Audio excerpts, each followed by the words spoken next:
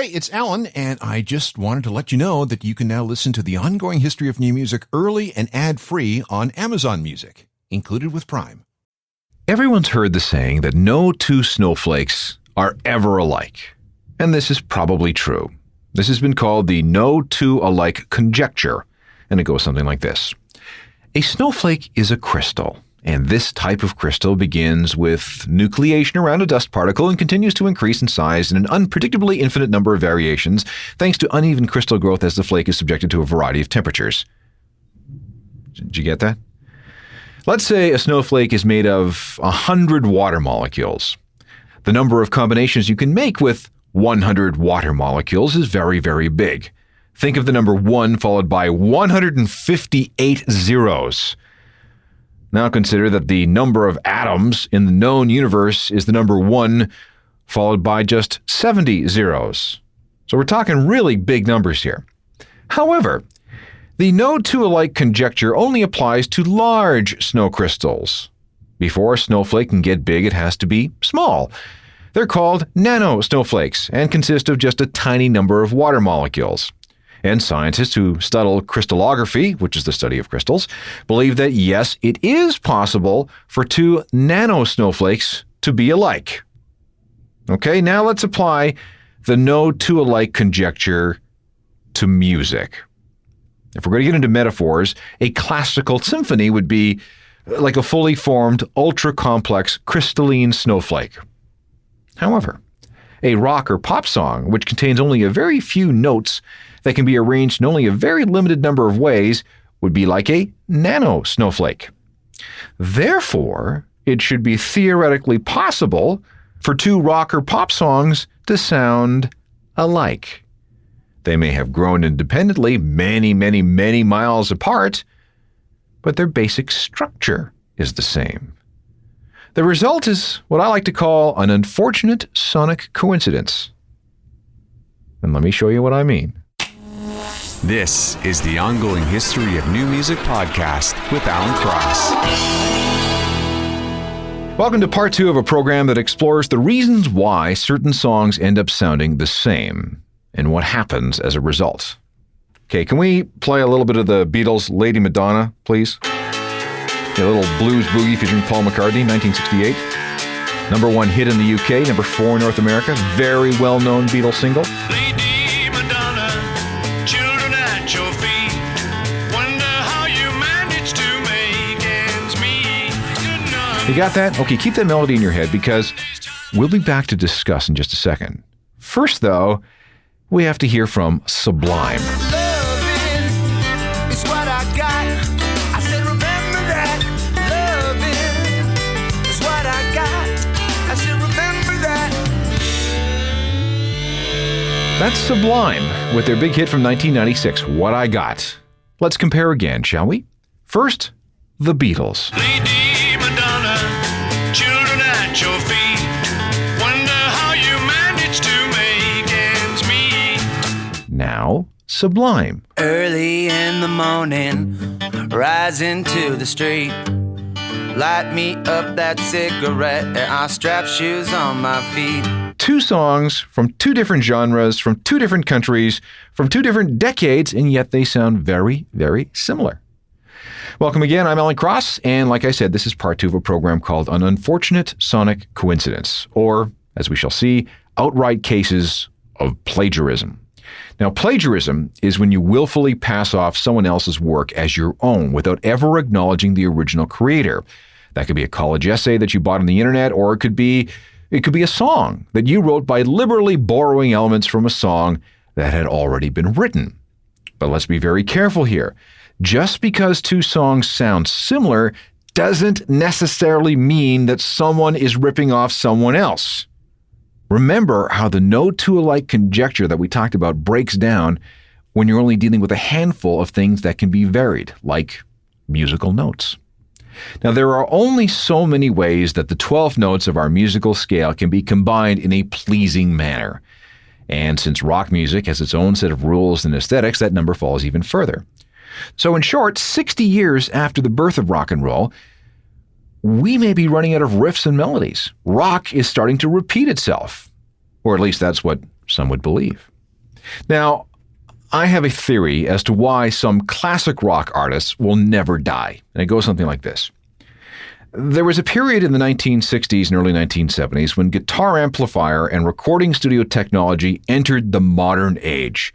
Things began to sound just like they sound today from a sonic perspective. The audio quality of a Led Zeppelin record from 1971 is pretty much indistinguishable from the audio quality of a U2 record of today. However, at that time, late 60s, early 70s, rock was still relatively young. It meant that it was still developing. People were still experimenting. And that meant that all the good riffs and melodies that make up rock and roll were still waiting to be discovered. And just because they were around, bands like the Beatles and the Stones and Led Zeppelin and Black Sabbath got to all the best rock riffs and rock melodies first. It's an accident of the space-time continuum. Call it an accident of birth. Some very talented musicians were just lucky enough to be born at a time when all the best and most basic rock riffs and melodies were about to go up for grabs. And once they claimed them, they were theirs forever. And of course, the Beatles were the very, very, very best at this. They sucked up an amazing number of great melodies. And as a result, it can be very hard for today's bands not to sound like the Beatles. I mean, just ask Noel Gallagher and Oasis.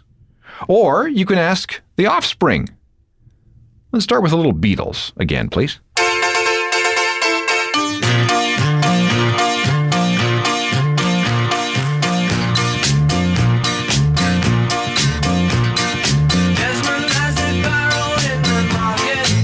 This is also from 1968. Very, very basic melody in the key of C. Just about any novice can plunk this one out on a piano. You got that? Obla-dee, obla-da? Okay. Here's The Offspring from 1998.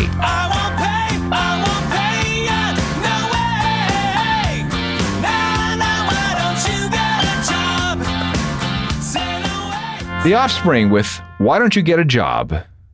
It's essentially a basic variation of Obla-dee, obla-da. Is that plagiarism? Well, hardly. No one would be dumb enough to plagiarize the most famous rock band of all time, but what we've ended up with, nevertheless, is an unfortunate sonic coincidence. Here's one more, I think, that illustrates my theory of how some of the big bands of the 60s and 70s got all the good riffs first. These are the Rolling Stones in the spring of 1971.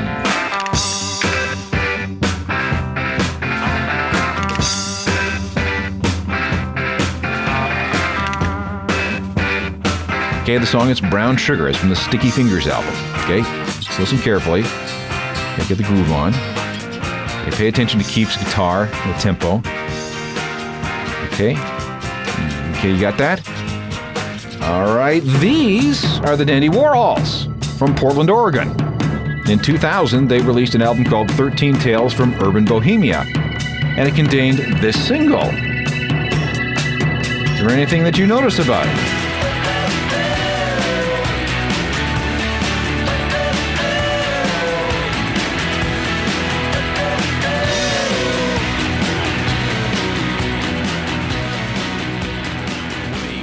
The Dandy Warhols with Bohemian Like You, a substantial alt-rock hit from 2000. Great song, but the fact that it sounded a lot like Brown Sugar from the Rolling Stones did not escape attention.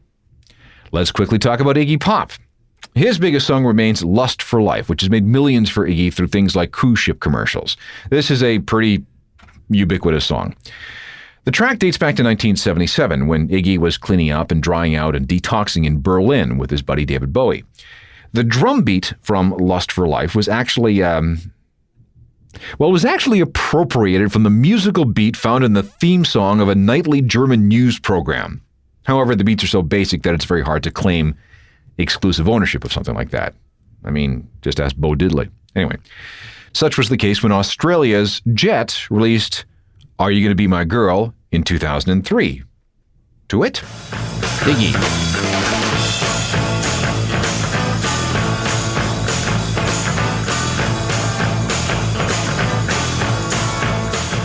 Okay, Iggy Pop, Lust for Life, 1977. And now Jet from 2003. You be the judge.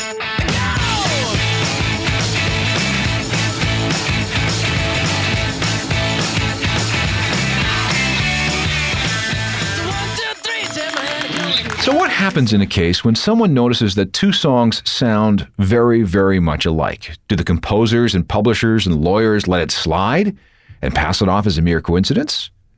Not necessarily. I'm not saying that what I'm about to tell you happened with the three examples we've heard so far, but I can tell you that it has happened to someone I know personally. The bands involved in my little story here were superstars in their day, and they sold millions upon millions of albums and singles. Together with two other people, my friend wrote a song that appeared on an album in 1985. Not only did the album go multi-platinum, but the song he co-wrote was released as a single and reached well into the top 20 on the singles chart, so he got a nice little paycheck. A couple of years later, he gets a call. This is a call from a manager of a band in Europe. Hi, he said. My band is just about to release an album that we expect will be very, very big worldwide. However, it has come to our attention that one of the songs on this record has certain pronounced melodic and structural similarities to the song that you wrote for this band in 85. Now, they didn't deliberately rip you off. It's just that they independently discovered this same melody and structure. It's too late for us to go back and change it, so we would like to cut a deal. So here's how it worked. In exchange for not suing this band from Europe, my friend ended up with a basic piece of the action of this new song. The more the album sold, the more he got. If the song was released as a single, he got more. And the higher the song reached on the charts, the bigger the checks. So sweet, huh? But it gets better. The album by this European group eventually sold 8 million copies.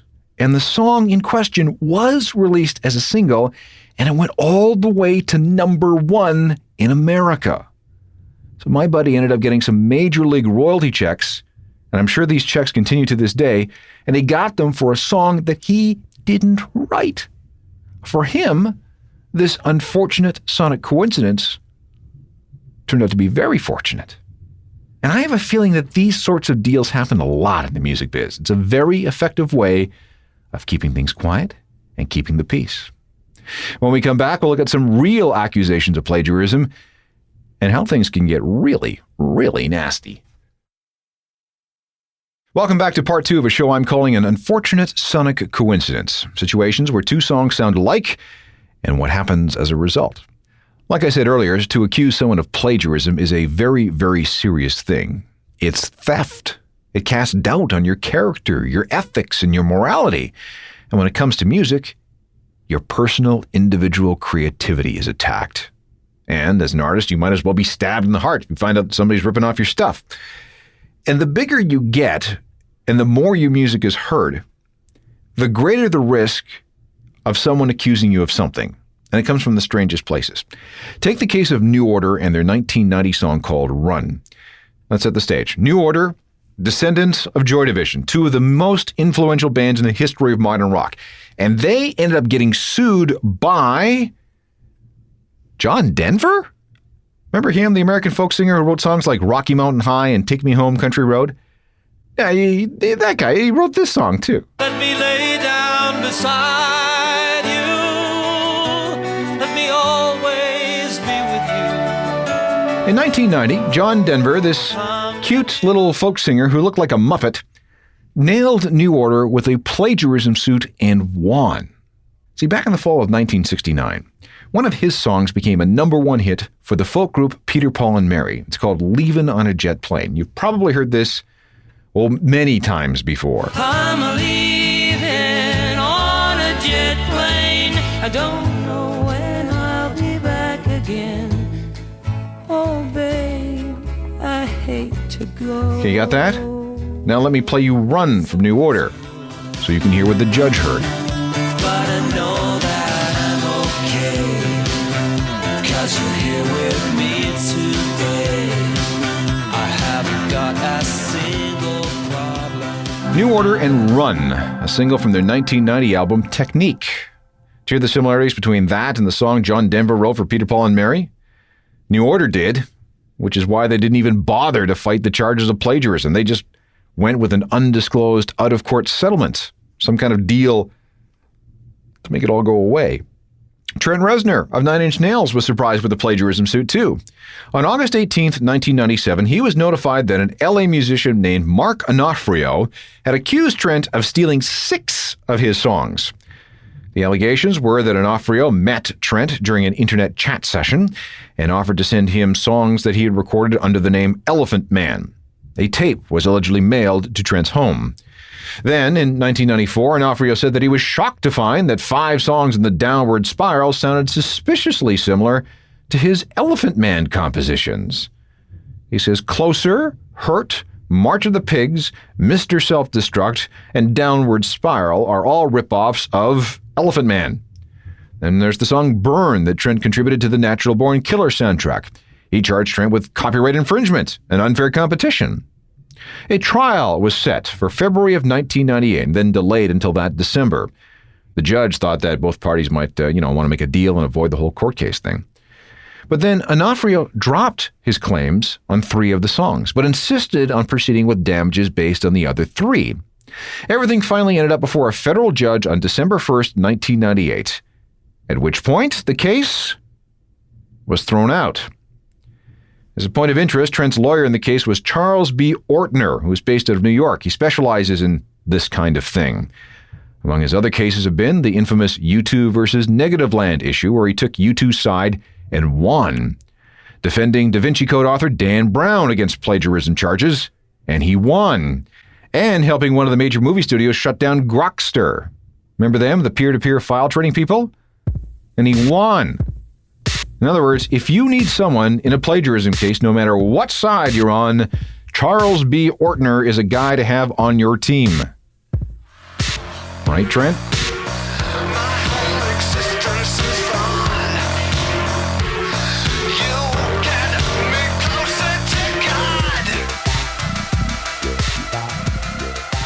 Nine Inch Nails and Closer, a song that a judge confirmed was definitely and undoubtedly written by Trent Reznor. I have one more thing on the issue of plagiarism, and it's a simple question. Can you plagiarize yourself? I'll save you the suspense. Yes, you can, and you can get sued for it, and you could lose. It's bizarre but true. Hold tight.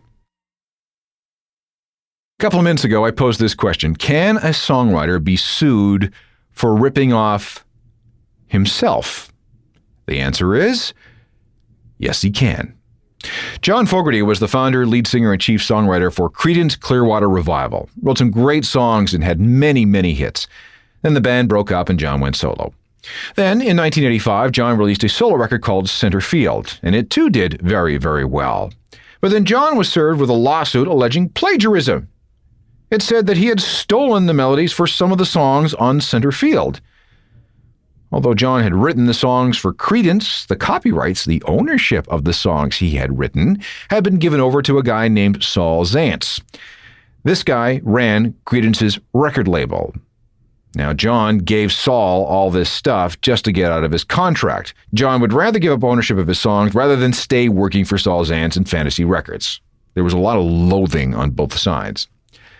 Things got weird when the Center Field album came out. It featured a song called Zaentz Can't Dance. It was clearly directed at John's old boss.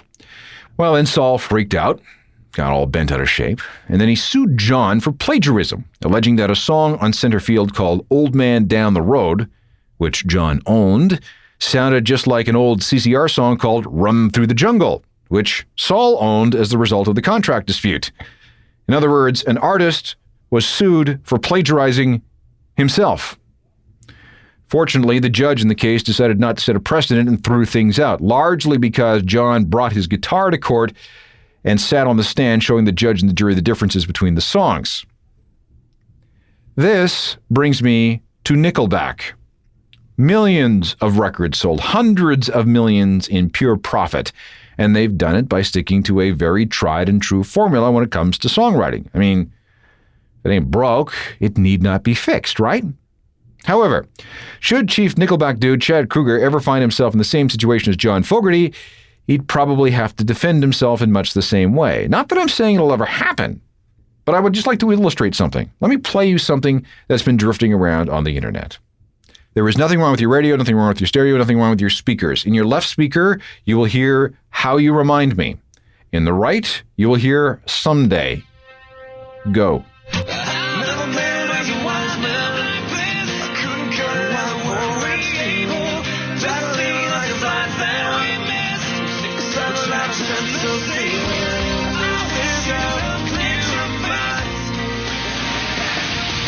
If you want to hear more, just launch a Google search for Nickelback and you'll find it.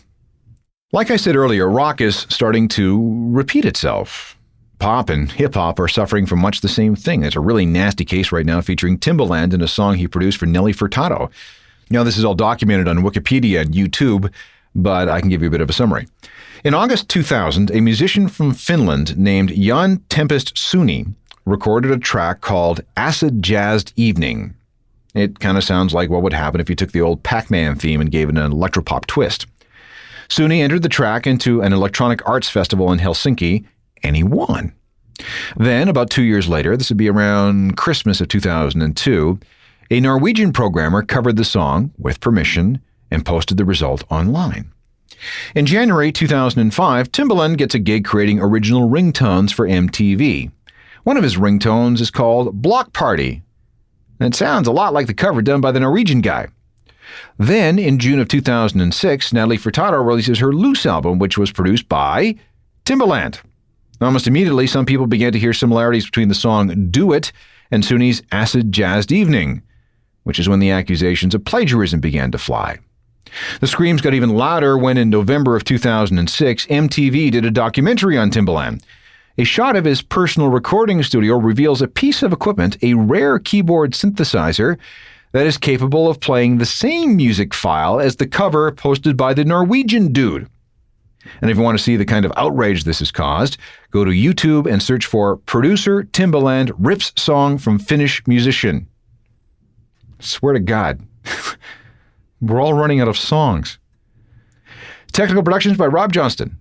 I'm Alan Cross.